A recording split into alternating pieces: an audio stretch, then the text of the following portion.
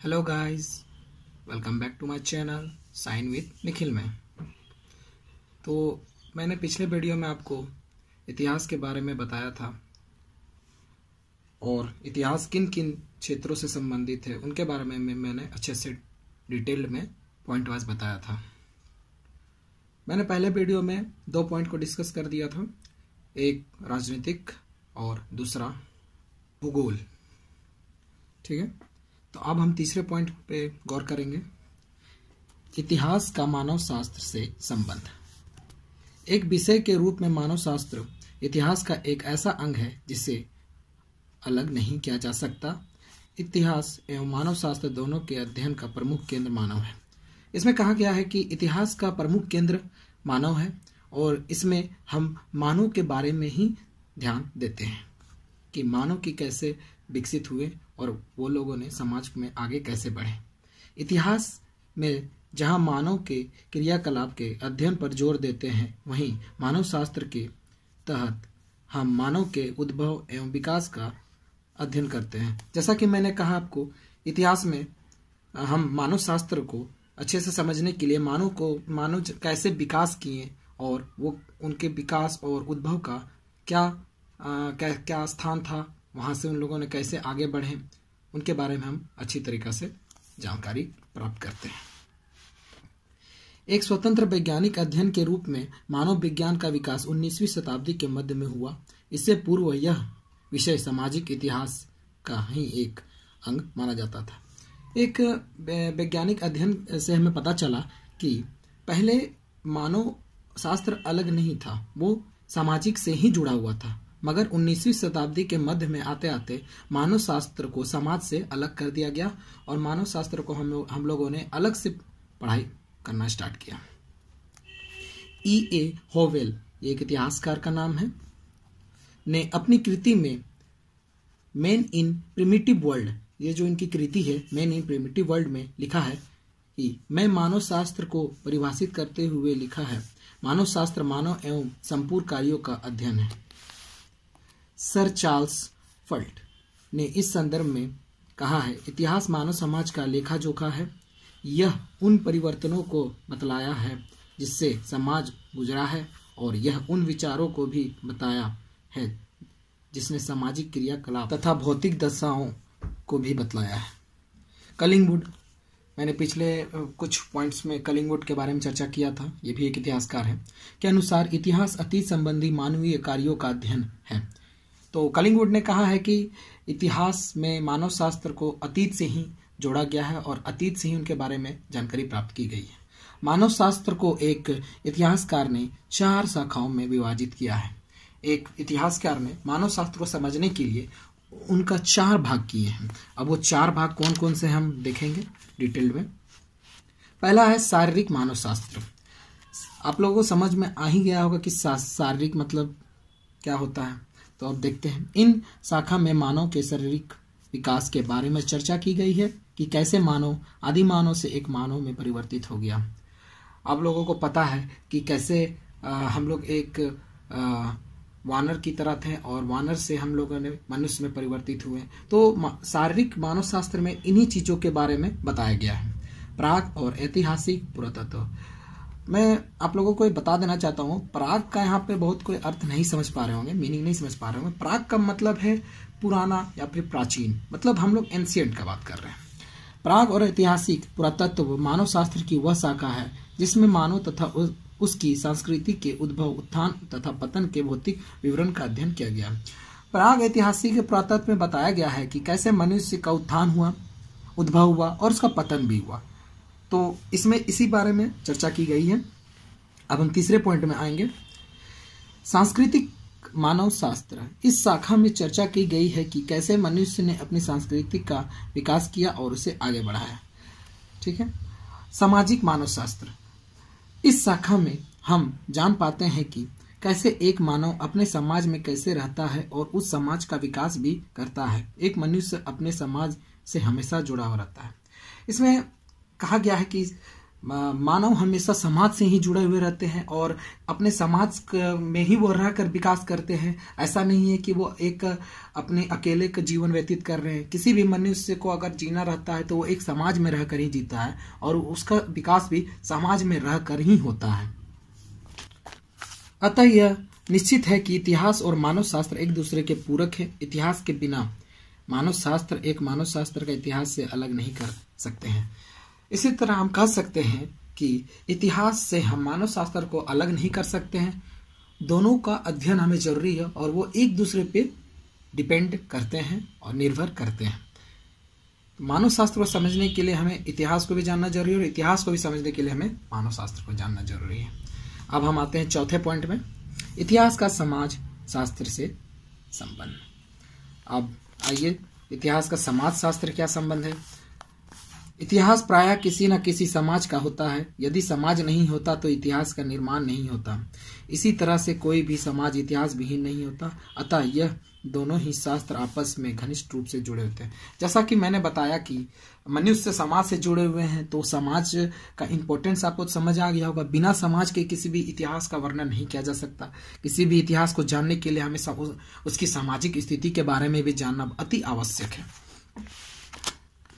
Karl Marx एक इतिहासकार है। यहाँ पे एक महत्व इतिहासकार होने के साथ साथ एक महान समाजशास्त्री थे। भी थे। ठीक है, इतिहास और समाजशास्त्र दोनों ही समाज में व्यक्ति का अध्ययन करते हैं। केवल दोनों के दृष्टिकोण में अंतर होता है। ये इनका कथन था। इतिहास और समाजशास्त्र के स्थान पर प्रकाश डालते हुए टोय, एक इतिहासकार का ही नाम है, कहते हैं कि समाज के अनुतत्वों ने ही इतिहास का निर्माण किया है। इतिहास जो विकसित हुआ है उसका कारण कोई व्यक्ति अथवा राष्ट्र नहीं है, अपितु विभिन्न युगों के समाज ही रहे हैं। इसलिए समाज को इतिहास की आधारशिला कही गई है। ठीक है, बी.से कली, जैसा कि मैंने पिछले बार भी बी.से कली के बारे में चर्चा किया था। बी.से कली एक इतिहासकार का ही नाम है। ठीक कहते हैं कि समाजशास्त्र का विकास सामाजिक इतिहास के परिप्रेक्ष्य में हुआ है और सामाजिक विकास एवं परिवर्तन की जातियों का अध्ययन समाजशास्त्र के माध्यम से प्रारंभ हुआ है। बी.से कली कहते हैं कि समाज में अन्य वर्ग के लोग रहते हैं और उन अन्य वर्ग के लोगों का अध्ययन ही हमें समाज शास्त्र से होता है। आगे, प्रभानंद, कबीर, नानक, चैतन्य जैसे धर्म सुधारकों ने समाज में परिवर्तन लाने का सफल प्रयास किया है। जैसा कि आप जानते हैं कि धार्मिक आंदोलन में कबीर, नानक, चैतन्य जैसे महान पुरुषों ने अपना योगदान कैसे दिया और समाज में कैसे सुधार लाए। ठीक है, महात्मा गांधी, जवाहरलाल नेहरू, जयप्रकाश आदि ने भी सामाजिक सुधार किए। ये भी अपने अपने योगदान दिए हैं समाज के सुधारने के लिए। गोविंद चंद्र पांडे के अनुसार मनुष्य का अध्ययन समाजशास्त्र और इतिहास दोनों करते हैं। सामाजिक शास्त्र अन्य सामाजिक विज्ञानों की तुलना में अधिक विस्तृत होता है। ठीक है, अंत में बी.से कली कहते हैं कि समाजशास्त्र समाज के अध्ययन में इतिहास की अत्यधिक सहायता करता है, जो केवल सामाजिक अध्ययन तक सीमित नहीं है, अपितु निरंतर सामाजिक परिवर्तन एवं विचार को भी प्रस्तुत करता है। अतः समाज और इतिहास एक दूसरे के लिए महत्वपूर्ण है और इन दोनों के एक दूसरे के अलग नहीं किया जाता। अतः हम जानते हैं कि समाज को इतिहास से अलग नहीं किया जा सकता।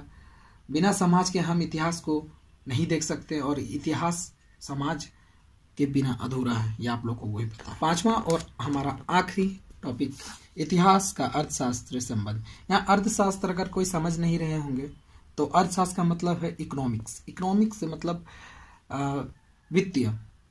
ठीक है, इतिहास समाज से संबंधित है और समाज अर्थशास्त्र से संबंधित है। अर्थशास्त्र ही समाज को गतिशील बनाता है। समाज की वर्ग संरचना बहुत कुछ अर्थशास्त्र पर निर्भर करती है। अब आपको पता है कि अर्थशास्त्र के बिना हमारा देश भी आगे नहीं बढ़ सकता, तो इतिहास क्या है? तो इतिहास में भी समाजशास्त्र का बहुत ही महत्वपूर्ण रोल है। ठीक है, मार्क्स, गांधी, लोहिया, नेहरू आदि के अर्थशास्त्र पर विचार ने इतिहास को प्रभावित किया है। इतिहास तंत्र में अर्थशास्त्र का अपना महत्व है। मार्क्स हो गए, गांधी हो गए, लोहिया, नेहरू ने भी अर्थशास्त्र में अपना बहुत सारा योगदान दिया है। ठीक है। जॉन सीले जो कि एक इतिहासकार है ने ठीक ही लिखा है कि अर्थशास्त्र बिना इतिहास की नींव रहित है, इतिहास बिना अर्थशास्त्र बलहीन है। जॉन सीले ने कहा है कि इतिहास में अर्थशास्त्र का होना बहुत अति आवश्यक है। ये एक बेस की तरह काम करता है, नींव की तरह, और अर्थशास्त्र के बिना इतिहास बलहीन है। कौटिल्य, अब यहाँ कौटिल्य को ही हम लोग बहुत ही नामों से जानते हैं। कौटिल्य हम विष्णुगुप्त को भी कहते हैं, चाणक्य को भी कहते हैं। तो ये चंद्रगुप्त मौर्य के समय में थे, ठीक है, उनके शासनकाल में ये थे कि कौटिल्य के अर्थशास्त्र से ही मौर्यकालीन अर्थव्यवस्था का व्याख्या, पदाधिकारियों की नियुक्ति, उनका वेतन व्यवस्था आदि की जानकारी मिलती है और अर्थशास्त्र इतिहास का एक महत्वपूर्ण अंग है। अब कौटिल्य ने अपनी पुस्तक अर्थशास्त्र में मौर्यकालीन इतिहास के बारे में लिखा है और मौर्यकालीन स्थिति के बारे में भी अर्थशास्त्र से हमें जानकारी मिलती है। और आज भी हम अर्थशास्त्र का कहीं ना कहीं अपने राजनीतिक में भी उपयोग कर रहे हैं।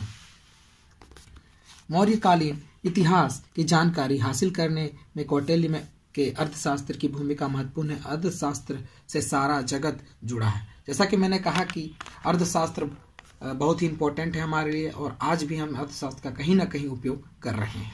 अर्थशास्त्र इतिहास से घनिष्ठता के साथ जुड़ा हुआ है। जीवन में आर्थिक संस्थान, उत्पादन, उपभोग एवं विवरण के साथ विधि प्रकार के उद्योग धंधों, व्यापार एवं वाणिज्य के साथ सरकारी बैंक व्यवस्था आर्थिक इतिहास से संबंध रखते हैं और इसी प्रकार अर्थशास्त्र और इतिहास एक दूसरे में काफी निकटता का संबंध रखता है। अब आपको पता ही है, मैंने बताया कि अर्थशास्त्र से हमारा इतिहास जुड़ा हुआ है और इसी अर्थशास्त्र से हम अपने राष्ट्र को भी चलाते हैं। जैसे कि सरकारी बैंक हो गए, उद्योग धंधे, इनमें सब वित्त कहीं ना कहीं धन जुड़ा हुआ है, तो उसी इकोनॉमिक्स हर फील्ड में जुड़ा हुआ है। तो हम लोग इतिहास को ऐसे अर्थशास्त्र से जुदा नहीं कर सकते, अलग नहीं कर सकते, ठीक है। जब से इतिहास का क्षेत्र विस्तार हुआ है और उसमें आर्थिक इतिहास का समावेश हुआ है, तब से अर्थशास्त्र के साथ इतिहास का संबंध प्रवाह होने लगा। आर्थिक इतिहास का क्षेत्र बहुत व्यापक है, ठीक है। किसी भी वस्तु के उत्पादन में सर्वप्रथम संसाधन, श्रम और बड़े पैमाने पर उत्पादन के इतिहास शुरू हो जाता है, ठीक है। अब इसमें आगे देखते हैं। आर्थिक इतिहास के अनेक पहलू आज विकसित होते जा रहे हैं। आर्थिक इतिहास के पहलुओं पर चिंतन और लेखन होना चाहिए। इतिहासकार का दायित्व है कि वह आर्थिक इतिहास के सभी पक्ष पर विचार करे। इस पॉइंट में कहा गया है कि अभी भी आर्थिक स्थिति के बारे में हम विश्लेषण कर रहे हैं और जानकारी एकत्रित कर रहे हैं, प्राप्त कर रहे हैं। और कहा गया है कि इतिहासकार का दायित्व बनता है कि आर्थिक इतिहास के सभी पक्षों पर विचार करे और उन पर एक फिर से टिप्पणी करे, जो कि आगे हम लोग उसको पढ़ेंगे और जानकारी प्राप्त करेंगे आने वाले समय पे।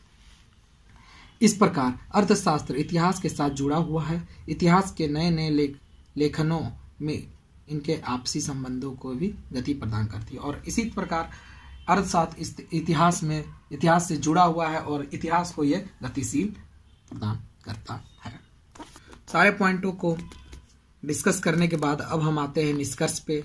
आप लोगों को पता है कि किसी भी टॉपिक को हम लोग अगर एंड करते हैं तो उसका निष्कर्ष हमें जानना अति आवश्यक है और निष्कर्ष लिखना अति आवश्यक है।